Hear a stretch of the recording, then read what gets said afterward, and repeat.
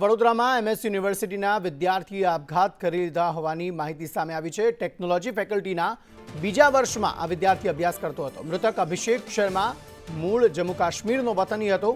હોસ્ટેલના હોલમાં ગળે ફાંસો ખાઈને તેણે આપઘાત કરી લીધો છે। હિરેન મોદી વધુ માહિતી આપી રહ્યા છે। જી હિરેન।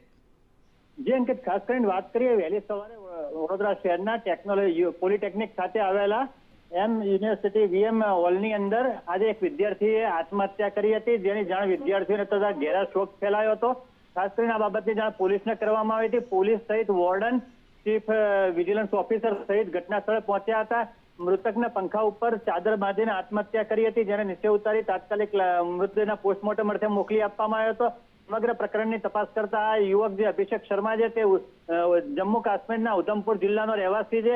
એના માતા પિતા પણ ત્યાં સ્થાયી છે, અહીંયા અભ્યાસ કરવા માટે આવ્યો હતો। છેલ્લા 2 વર્ષથી અહીંયા યુનિવર્સિટીમાં ટેકનોલોજી ફેકલ્ટીની અંદર બીઈની અંદર અભ્યાસ કરતો હતો અને હાલમાં એની તપાસ ચાલી રહી છે। કયા કારણસર એને આત્મહત્યા કરી તે બાબતે હાલમાં પોલીસ તપાસ કરી રહી છે। જી અંકિત।